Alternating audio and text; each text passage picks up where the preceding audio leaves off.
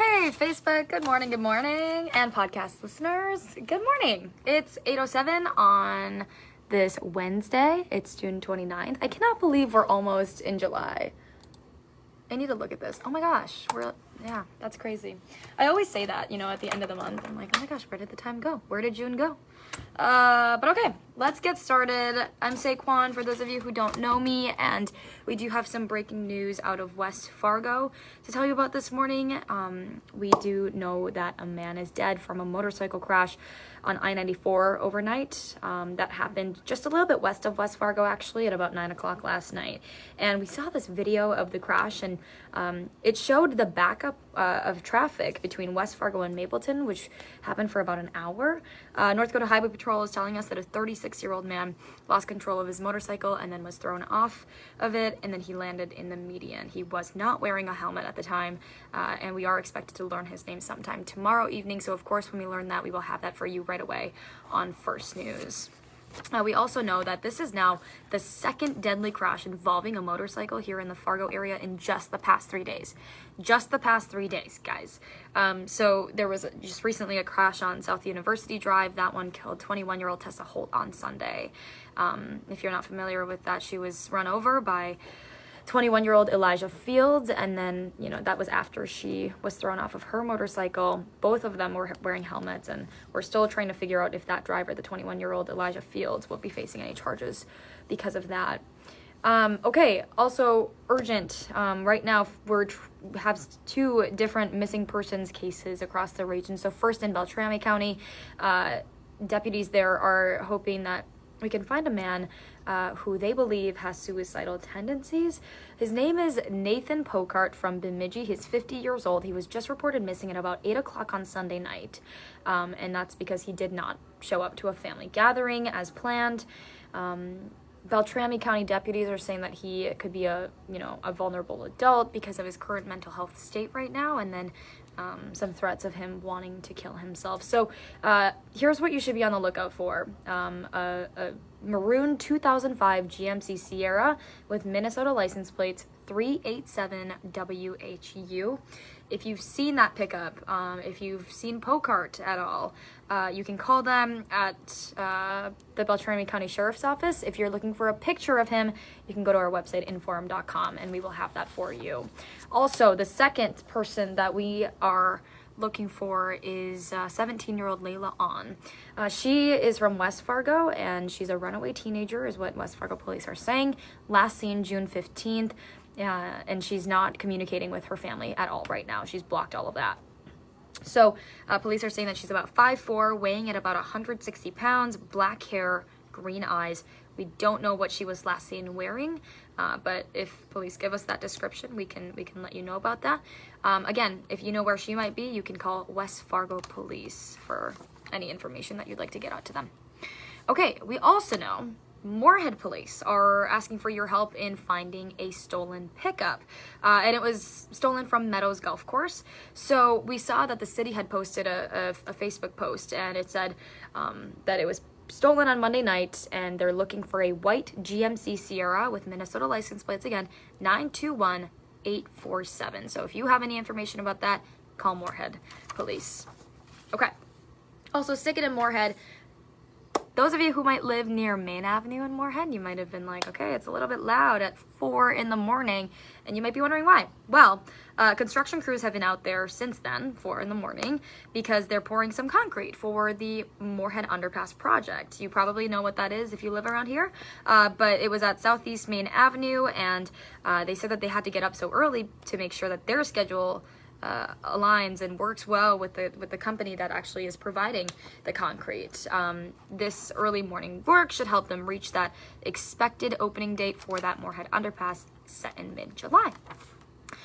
Okay, more closures to tell you about. I know everyone's like, oh gosh, more closures, but this might be kind of beneficial, especially if you have plans to travel out of town this weekend. So in Fargo, there's going to be a pretty lengthy lane closure, and this one is going to be on 32nd Avenue South in Fargo. Traffic is going to be down in one lane going both directions. But it's only going to impact you if you drive on that road between 22nd Street South and 32nd Street South. It's kind of a long stretch of road there, but crews are just making some easy repairs there, and that should actually be back open by July 8th. So wanted to put that out there. If you have any weekend travel plans, maybe that's a way that you have to take to get to some of your appointments or work. Want to let you know about that. Also in West Fargo, the intersection at 1st Avenue and 4th Street East is going to be closed. Some things, just some of the most notable things that crews said that they want to do is get rid of the existing pavement and then install some new storm sewers. So if you live near this area or near this intersection, you can still get to your house, but drivers who are just passing through or people who are taking a walk on the sidewalks, those are going to be closed and not allowed. So this one is supposed to last for about 2 weeks. So I wanted to let you know about that for those of you in West Fargo. And let's see what we got here. Okay, this one is going to perk up your ears a little bit, I think. If you're a Bison fan and you really like going to the Fargodome, but you're like, man, I really wish I had a nice cold beer in my hand while watching some football, that might happen. It's just a matter of when and what happens next. So yesterday, the Fargodome Authority took an unofficial poll to allow the Fargodome, the right to sell alcohol at Bison games. There wasn't any sort of opposition in the authority members, but because they never took an official vote. But that change could actually still happen as early as this football season. I know everyone's like, oh my gosh, are you hearing this? But what they need to do next, authority and the athletic department still need to figure out what percentages of alcohol sales that each department would take. The authority's next meeting is late next month. So hopefully we can get some more answers on what the future of alcohol in the Fargodome could look like. Thought that was a pretty cool story, and I thought that maybe a lot of people would be happy to hear that. Okay. Also, we know the Carlsen Center in Jamestown is getting just more than $7.5 million, and it's coming from the Rural Development Branch's Community Facilities funding. Keep in mind, we did tell you that this is they've already gotten more than $33 million for a new facility. But this is on top of that. This extra money is going to really help update medical services for more than 50,000 people. So exciting stuff over in Jamestown. And we have a sad update for you this morning that we broke right before we left the air. Donny Schatz, he is the dad of 10-time World of Outlaw Sprint Car Series champion Donny Schatz. He died.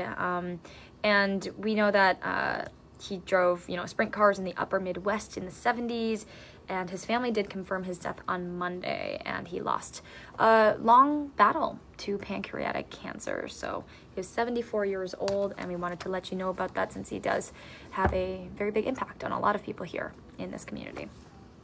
Okay, talking a little bit more on a national level of things, but still kind of localized. Police in Minnesota right now are looking for someone who shot at a person inside a movie theater in Oakdale, Minnesota. So it's about 20 miles east of Minneapolis. Really scary because I'm very familiar with that area as I'm from the Twin Cities. This all happened at the Marcus Oakdale Cinema. At around 11 last night, they found a 23-year-old man inside that theater with gunshot wounds. He was hurt from gunshot wounds. He was taken to the hospital. We don't know how he's doing yet this morning, his condition or anything like that, but we do know that that person tried to run on foot, the suspect did. So we will let you know, and we'll stay on top of this for you because he is still on the run as of right now. Okay, sticking in Minnesota, we figured out how Governor Tim Walz wants to use some of that COVID relief money in the state. He says that he wants to use just less than $40 million to boost public safety, mental health, and then child care needs across the state. Before any of this can actually happen, though, this whole plan needs to be approved by lawmakers on the Legislative COVID Response Commission in the state. So if that gets approved, of course, we'll let you know, and we'll be following that for you very closely. Okay, and big news in South Dakota. We know that the prosecutor who led South Dakota's argument for convicting the former Attorney General, Jason Ravnsborg, he is actually going to be taking his job now, at least for a little bit, temporarily, okay? We're talking about Attorney Mark Vargo. He is going to be now acting as the interim Attorney General. Today is going to be his first full day on the job. He was named South Dakota's Prosecutor of the Year back in 2015, has roughly 3 decades of legal experience. He will stay in this role until January 6th of next year because that is the day before the next Attorney General will be sworn in following November's election. So I wanted to let you know about that.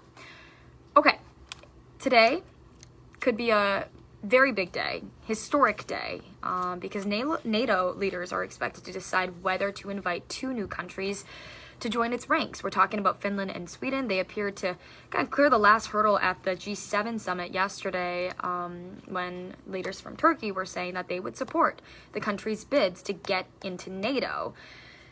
Those 2 countries applied for membership back in May after Russia's invasion of Ukraine. So if today's vote is successful, of course, you might not know about this process, but I'm sure many of you do. All of the NATO countries will need to vote on it or ratify it, including the US. So we will let you know what comes out of that vote. But yeah, big day today, and I'm sure you'll be seeing that all over your social media this morning as well. We also know that the US announced new sanctions on 70 entities because of their support of Russia's invasion of Ukraine. So includes this Russian state-owned enterprise that consolidates the country's technical capabilities. A ban on new imports of Russian gold is also being implemented.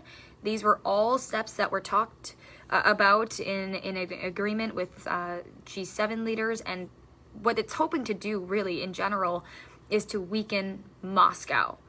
So on Monday, we also know that Russia defaulted on its foreign debt for the first time in more than a century. I want to let you know about that. Also, taking you back to some really bizarre stuff, that smuggling operation in Texas where 51 people were found dead.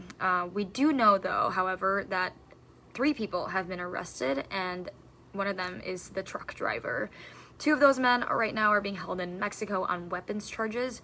And keep in mind, you guys, this is a really big deal. It's considered to be the deadliest human smuggling case in U.S. history.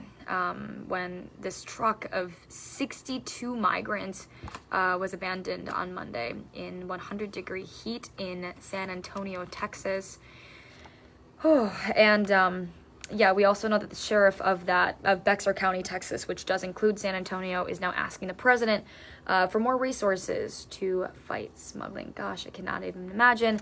Really sad stuff and really bizarre details coming out, but wanted to let you know that 3 people have been arrested in connection to it. Okay, Hot Mic with Izzo. That's on from 9 to 11, WDAY Extra, InForum.com. NDSU got its first North Dakota commit for the class of 2023. They're going to meet Davie standout Brennan Palmer. Dick Bremer is going to be joining the voice of the Twins, as Drew always says, and as I always say, he's always on Wednesday, so make sure you join Dom on Hot Mic this morning, 9 to 11, WDAY Extra, InForum.com. And to stay connected to all of your stories, whether it's local, it's national, whether it's weather related or sports related, you can go right now. Just type in inforum.com/subscribe, subscribe fingers. And then that's kind of your way in to get this 3-month deal, unlimited access for your first 3 months for just 99 cents a month. So if you want to take advantage of it, I'm just putting the offer on the table, and do what you will. Okay, that's it for this Wednesday. And of course, we have newscasts 4, 5, 6, 9, and 10. Sure, lots of updates there to come, especially with so much happening today. And of course, we'll be back here tomorrow morning, 5 to 7. Hope to see you tomorrow, and have a good day.